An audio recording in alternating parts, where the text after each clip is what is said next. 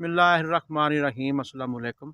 देखो काफ़ी सारियां मिस्टेकां हो ਜਾਂਦੀਆਂ कि जानवर बेचण ਲੱਗਿਆਂ बेचण वाला तो बंदा बड़ा गरजमंद ਹੁੰਦਾ ਵਾ ਤੇ ਉਹਦੀ ਇਹੀ ਕੋਸ਼ਿਸ਼ ਹੁੰਦੀ ਆ ਕਿ ਮੇਰਾ ਜਾਨਵਰ ਵਿਕ ਜਾਵੇ, ਚਾਹੇ ਉਹ ਮਾਦੀ ਹੋਵੇ ਚਾਹੇ ਉਹ ਨਰ ਹੋਵੇ। ਦੇਖੋ ਇਹ ਮਾਦਾ ਦੇ ਵਿੱਚ ਜਿਸ ਤਰ੍ਹਾਂ ਭੇਡ, ਬੱਕਰੀ ਜਾਂ ਗਾਏ, ਇਸ ਦੀ ਬਹੁਤ ਸਾਰਾ ਨਾ ਵਸੀਹ ਪੈਮਾਨੇ 'ਤੇ ਫਰੋਖਤ ਹੁੰਦੀ ਆ।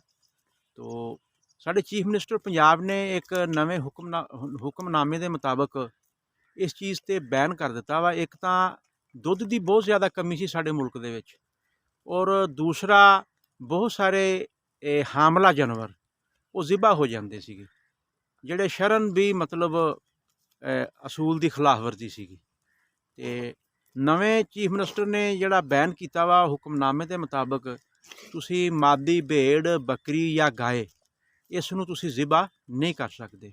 ਅੱਜ ਤੋਂ ਇਹ ਨੋਟੀਫਿਕੇਸ਼ਨ ਹੋ ਗਿਆ ਵਾ, ਇਹ ਬੈਨ ਹੋ ਗਿਆ ਵਾ। ਅਤੇ ਇਸ ਦੇ ਨਾਲ ਇੱਕ ਤਾਂ ਸਾਡੀ ਜਿਹੜੀ ਦੁੱਧ ਦੀ ਕਮੀ ਆ ਸਾਡੇ ਮੁਲਕ ਪਾਕਿਸਤਾਨ 'ਚ ਉਹ ਵੀ ਪੂਰੀ ਹੋ ਜਾਏਗੀ, ਔਰ ਦੂਸਰਾ ਜਿਹੜਾ ਇਹ ਸਾਡੇ ਬਹੁਤ ਸਾਰੇ ਜਾਨਵਰ ਈਦ ਕੁਰਬਾਨ 'ਤੇ ਜਾਂ ਵੈਸੇ ਸਾਡੇ ਕੋਈ ਫੰਕਸ਼ਨ ਹੁੰਦੇ ਆ ਜਾਂ ਕਿਸੇ ਕਿਸਮ ਦਾ ਵੀ ਕੋਈ ਵੀ ਸਾਡਾ ਹਿਸਾਬ ਕਿਤਾਬ ਹੁੰਦਾ ਅਤੇ ਅਸੀਂ ਉਹਦੇ ਵਿੱਚ ਨਹੀਂ ਦੇਖਦੇ ਇਹ ਨਾਰ ਆ, ਮਾਦਾ ਵਾ, ਇਹ ਹਾਮਲਾ ਵਾ ਜਾਂ ਇਹ ਫੰਡਰ ਆ।